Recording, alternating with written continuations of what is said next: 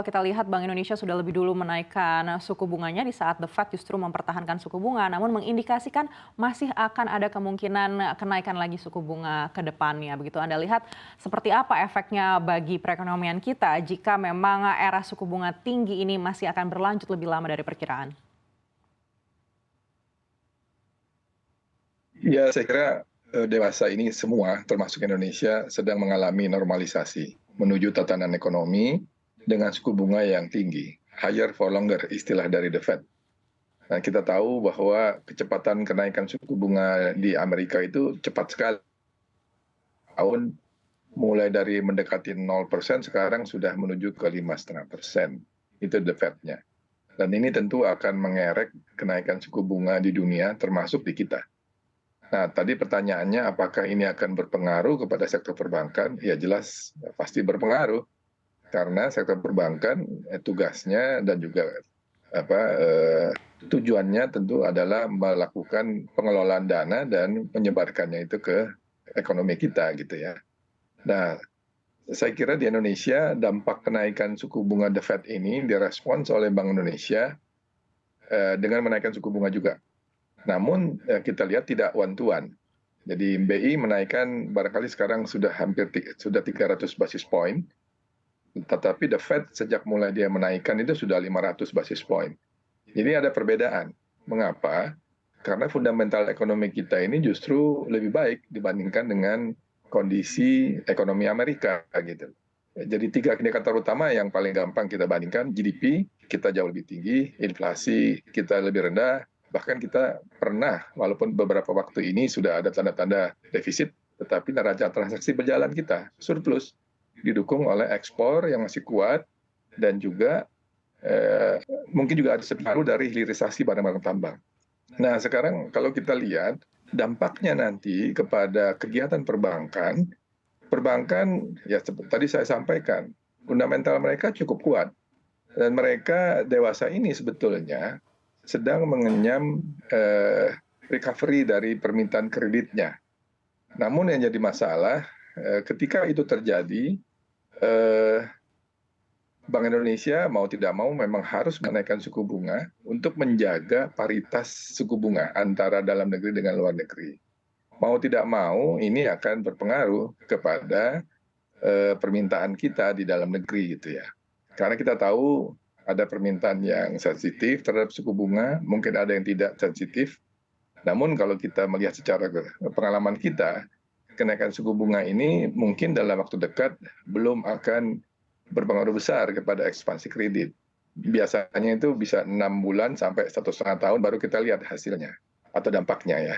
Nah, pertanyaannya tadi, apakah ekspansi kredit akan bisa tumbuh terus? Mungkin masih bisa tumbuh, tetapi akan tentu berhadapan dengan agak melemahnya beberapa segmen permintaan yang sensitif terhadap kenaikan suku bunga.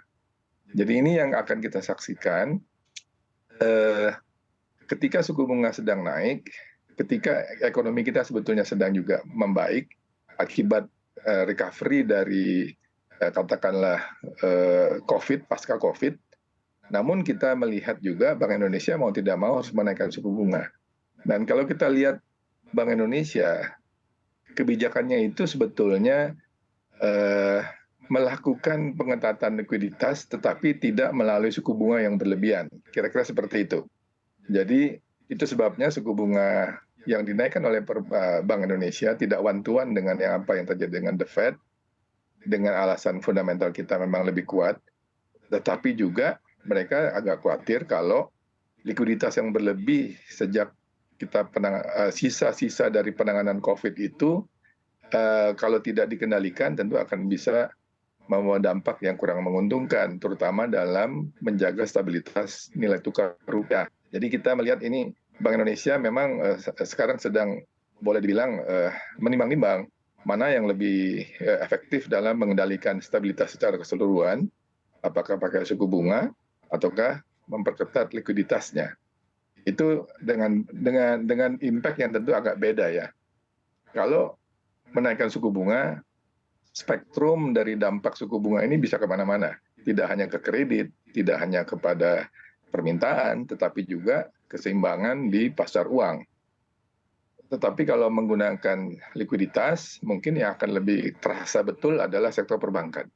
Nah, pertanyaannya tentu saja apakah likuiditas perbankan kita cukup atau tidak. Saya kira kalau konteks ini, kalau kita melihat data-data makro, perbankan kita relatif masih punya likuiditas. Walaupun kalau dilihat dari sisi ketersediaannya mungkin tidak sebanyak pada waktu tahun lalu misalnya ketika kita masih COVID. Jadi ya bank-banknya nanti akan menyesuaikan pada titik tertentu. Bank-bank yang besar saya lihat sih tidak banyak ya punya masalah dengan likuiditas. Mereka relatif masih punya likuiditas walaupun ada satu dua bank besar yang mulai mengeluh karena melihat mereka ingin ekspansi kreditnya lebih cepat gitu. Tetapi likuiditas makin ketat karena pengaruh dari berbagai kebijakan Bank Indonesia. Namun bagi bank-bank yang menengah kecil ke bawah, saya pikir ruang geraknya agak terbatas. Beberapa bank bahkan sudah ada yang LDR-nya itu di atas 100. Jadi ini menunjukkan mereka harus mulai bersiap-siap.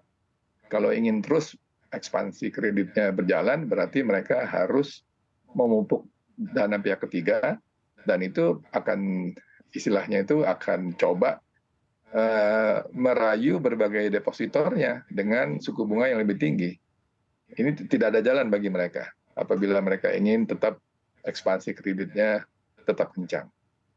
Kira-kira seperti itu.